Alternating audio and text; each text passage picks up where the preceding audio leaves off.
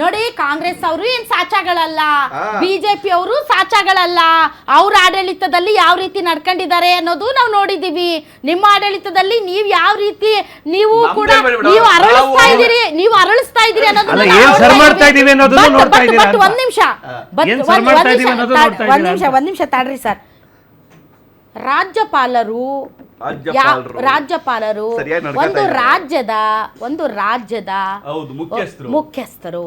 ಅವ್ರಿಗೆ BJP, Congress, JDS, TVK, DMK, AIDMK ಹಿತಾಸಕ್ತಿಗಳು ಇರೋದಿಲ್ಲ. ಆದರೆ ಕಟ್ಟು ಸತ್ಯ ಏನು ಅಂದರೆ ಲೋಕಭವನಗಳು ರಾಜಕೀಯ ಹಿತಾಸಕ್ತಿಯ ಅಡ್ಡೆಗಳಾಗಿವೆ. ಅದು ಕಾಂಗ್ರೆಸ್ನ ಸಂಪ್ರದಾಯವನ್ನ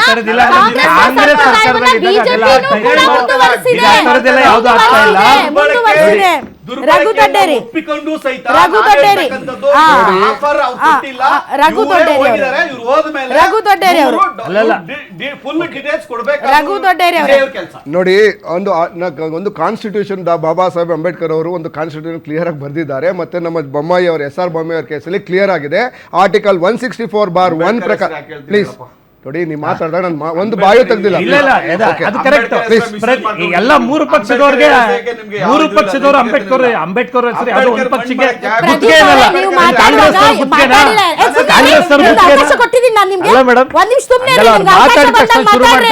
ನೀವು ಅವಕಾಶ ಬಂದಾಗ ಮಾತಾಡ್ರಿ, ಮಧ್ಯ ಮಾತಾಡಿ ಇಲ್ಲಿ ಕೆಡಿಸ್ಬೇಡಿ. ಎಸ್ ಪ್ರದೀಪ್ ಅವ್ರು ನೀವು ಸಹ. ಓಕೆ, ಆರ್ಟಿಕಲ್ 164(1) ಪ್ರಕಾರ ಕ್ಲಿಯರ್ ಆಗಿ ಹೇಳಿದೆ ಯಾವ ಗವರ್ನರ್ಗಳು ಯಾವ ಜವಾಬ್ದಾರಿಯನ್ನು ಮಾಡಬೇಕು ಅಂತ ಕ್ಲಿಯರ್ ಆಗಿ ಹೇಳಿದೆ. ಯಾವುದು ಪೋಸ್ಟ್ ಪೋಲ್ ಅಲಯನ್ಸ್ 2 ಗೈಡ್ಲೈನ್ಸ್ ಅನ್ನು ಹೇಳುತ್ತೆ, 2 ರೂಲ್ಸ್ ಅನ್ನು ಹೇಳುತ್ತೆ. ಆರ್ಟಿಕಲ್ 164(1) ಪ್ರಕಾರ ಪೋಸ್ಟ್ ಪೋಲ್ ಅಲಯನ್ಸ್ ಅಲ್ಲಿ ಏನಾದ್ರು ಪ್ರೀ ಪೋಲ್ ಅಲಯನ್ಸ್ ಅಲ್ಲಿ ಏನಾದ್ರೂ ಅವರಿಗೆ ಫುಲ್ ಮೆಜಾರಿಟಿ ಇದ್ರೆ ಅವರಿಗೆ ನೀವು ಫಸ್ಟ್ ಸರ್ಕಾರ ರಚನೆ ಮಾಡೋದಕ್ಕೆ ಅವಕಾಶ ಕೊಡಬೇಕು ಅಂತ ಒಂದು ಕ್ಲಿಯರ್ ಆಗಿ ಹೇಳುತ್ತೆ.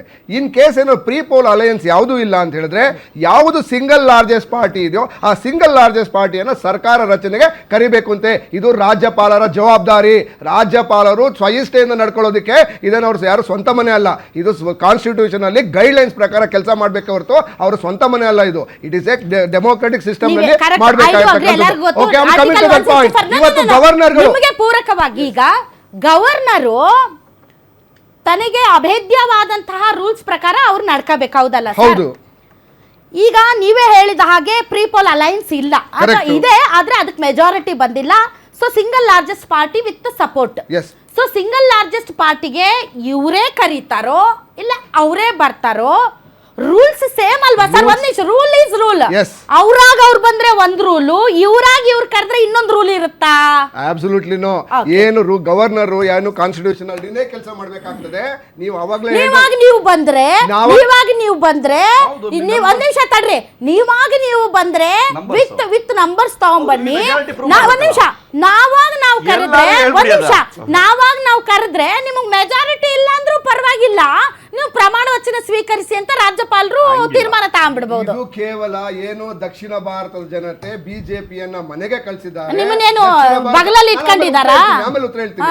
ದಕ್ಷಿಣ ಭಾರತ ಮುಕ್ತ ಬಿಜೆಪಿಯನ್ನ ಮಾಡಿದ್ದಾರೆ. ಅದನ್ನ ತಡ್ಕೊಳಕ್ ಆಗದ್ರೆ ಹೇಗಾದ್ರೂ ಮಾಡಿ ಟಾರ್ಚರ್ ಕೊಡ್ಬೇಕು ಅಂತ ಹೇಳಿ ಸೆಲೆಕ್ಟೆಡ್ ಸರ್ಕಾರಗಳನ್ನ ಎಲೆಕ್ಟೆಡ್ ಗವರ್ನರ್ ಮುಖಾಂತರ ಬೀಳಿಸುವಂತ ಟಾಪಲ್ ಮಾಡಿ ಏನು 10-12 ರಾಜ್ಯಗಳಲ್ಲಿ ಅಧಿಕಾರವನ್ನು ಅನುಭವಿಸಿದ್ರು. ಸತ್ಯಕ್ಕೆ ಸುಳ್ಳನ್ನ ಸತ್ಯ ಸುಳ್ಳೇ ಆಗುತ್ತೆ. ಇಲ್ಲ, ಸುಳ್ಳು ಹೇಳಲ್ಲ, ನಾನು ಸತ್ಯವನ್ನೇ ಮಾತಾಡುತ್ತೇನೆ. ದಕ್ಷಿಣ ಭಾರತದಲ್ಲಿ ಅವ್ರನ್ನೆಷ್ಟು ರಿಜೆಕ್ಟ್ ಮಾಡಿದ್ರು ನಿಮ್ಮನ್ನು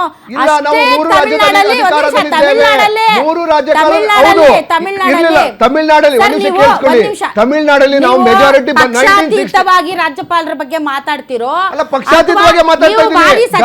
ನಿಮ್ಮ ಪಕ್ಷ ಭಾರಿ ದೊಡ್ಡ ಸಚ್ಚಾರಿತ್ರ ಪಕ್ಷ, ಆ ಪಕ್ಷ ಮಾತ್ರ ಸಮಯ ವೇಸ್ಟ್ ಮಾಡೋದು ಬೇಡ. ಇವತ್ತು ನಾನು ಗವರ್ನರ್ ಕೇಳ್ತಾ ಇರ್ತಕ್ಕಂಥದ್ದು, ಈಗ BS ಯಡಿಯೂರಪ್ಪ ಅವ್ರ ಕೇಸು ಇಲ್ಲೇ ಇದೆ. ಅದ್ರ ಕೇಸಿನ ಜೊತೆಗೆ ಇವರದೇ ಬಿಜೆಪಿಯ 12 ಕೇಸ್ಗಳಿದೆ. ಅಂದ್ರೆ NDA ಮೈತ್ರಿಕೂಟಕ್ಕೆ 12 ಬಾರಿ ಅವಕಾಶವನ್ನ ಕೊಟ್ಟಿದ್ದಾರೆ ಸಿಂಗಲ್ ಲಾರ್ಜೆಸ್ಟ್ ಪಾರ್ಟಿಗಳಿಗೆ. ಯಾಕೆ ಇವರು ನಮ್ಮ ವಾಜಪೇಯಿ ಅವರ ಕೇಸನ್ನೇ ತೆಗೆದುಕೊಳ್ಳಿ. 1996ರಲ್ಲಿ ಆಗಿನ ಏನು ಪ್ರೆಸಿಡೆಂಟ್ ಇದ್ರು, ಅವರು ಒಂದು ಸಿಂಗಲ್ ಲಾರ್ಜೆಸ್ಟ್ ಪಾರ್ಟಿಯನ್ನ ಕರೀತಾರೆ. ಅವರು ಮೆಜಾರಿಟಿಯನ್ನು ಪ್ರೂವ್ ಮಾಡೋಕ್ಕಾಗಲ್ಲ. ಅಂದ್ರೆ ಇವರದೇ ಸರ್ಕಾರ ಇರ್ತಕ್ಕಂಥ ಸಂದರ್ಭದಲ್ಲಿ ಇವರದೇ ರಾಜ್ಯಗಳನ್ನ 12 ಬಾರಿ ಕರೆದಿದ್ದಾಗ ಈ ಗವರ್ನರ್ ಇದು ಈ ರೀತಿಯಾದಂಥ ಒಂದು ಏನು ನಮ್ಮ ಜೆನ್ಸಿ ಹೊಸ ಪಕ್ಷ ಬಂದಿದೆ, ಸ್ಟಾರ್ಟ್ಅಪ್ ಪಕ್ಷ ಬಂದಿದೆ, ಆ ಸ್ಟಾರ್ಟ್ಅಪ್ ಪಕ್ಷವನ್ನು ಹೇಗಾದ್ರೂ ಮಾಡಿ ಡಿಲೇ ಮಾಡಿ ಅವರ ಮೂಲ ಉದ್ದೇಶ ಏನಂದ್ರೆ ಹೇಗಾದ್ರೂ ಮಾಡಿ ಬಿಜೆಪಿ ಕಡೆ ಅಲಯನ್ಸ್ ಹೋಗ್ಲಿ ಅಂತ ಇಡಿ ಇದ್ರ ಜೊತೆಗೆ ಏನ್ ಮಾತಾಡ್ತೀರಾ ಅಲ್ಲ ಇದ್ರ ರಘು ಜೊತೆಗೆ ಇಡಿ ಬಂಡೇರಿ ಬರ್ತದೆ. ಹೌದು BJP ಏನಿದೆ ಅಲ್ಲಿ? ಎಐಎಡಿಎಂಕೆ ಅಲಯನ್ಸ್ ಜೊತೆ ಹೋಗ್ಲಿ ಅಂತ ಎಐಎಡಿಎಂಕೆ ಅಲಯನ್ಸ್ ಜೊತೆ ಬಿಜೆಪಿ ಎಐಎಡಿಎಂಕೆ ಅಲಯನ್ಸ್ ಜೊತೆ ಹೋಗ್ಲಿ ಅದನ್ನ ಹೇಳ್ತಾ ಇರೋದು. ಆಲ್ರೆಡಿ ಯಾರೋ ಒಂದು ಮಾತು ಹೇಳ್ತಾ ಇದ್ರು. ಈಗ ಒಂದು ಗೃಹ ಇಲಾಖೆಯಿಂದ ಇಡಿ ಮತ್ತೆ ಐಡಿಯಿಂದ ಎದುರಿಸುವಂತ ಪ್ರಯತ್ನ ನಡೀತಾ ಇದೆ. ನೀವು ಎಐಎಡಿಎಂಕೆ ಬಿಜೆಪಿ ಅಲಯನ್ಸ್ ಜೊತೆ ಹೋಗ್ಲಿಲ್ಲ ಅಂದ್ರೆ ನಿಮಗೆ ಇಡಿ ಐಟಿ ಹಾಕ್ಲವನ್ನ ಮಾಡ್ತೀನಿ ಅಂತ ಹೇಳಿ ಆರಂಭ ಮಾಡ್ತಾ ಇದ್ದಾರೆ ಅಂತ ಹೇಳಿ. ಜಯದೇವ್ ಅವ್ರು ಜಾಯ್ನ್ ಆಗಿದ್ದಾರೆ ಬಿಜೆಪಿ ವಕ್ತಾರರು ಸರ್. ಆದ್ರೂ ಸರ್ ನನಗೆ ನಿಜವಾಗ್ಲೂ ಬಿಜೆಪಿಯ ಪವರ್, ಬಿಜೆಪಿಯ ಆ ಶಕ್ತಿ ಸಾಮರ್ಥ್ಯ, ಆ ಸ್ಟ್ರಾಟಜಿ ನೋಡಿದ್ರೆ ನನಗೆ ತುಂಬ ಆಶ್ಚರ್ಯ ಆಗುತ್ತೆ. ಯಾಕಂದರೆ ನೋಡಿ ಸರ್, ಭಾರತದ ಭೂಪಟದಲ್ಲಿ ಎಲ್ಲಿ ನೋಡಿದರಲ್ಲಿ ಕೇಸರಿ, ಅಷ್ಟರ ಮಟ್ಟಿಗೆ ವಿಜಯ ಪತಾಕೆಯನ್ನು ಹಾರಿಸ್ತಾ ಇದ್ದೀರಿ. ದಿ ಸೇಮ್ ಟೈಮ್ ಒಂದೇ ಒಂದು ಸೀಟು ತಮಿಳ್ನಾಡಲ್ಲಿ, ಅದು 900 ವೋಟಿಂದ ಗೆದ್ದಿರೋದು ಅಷ್ಟೇ.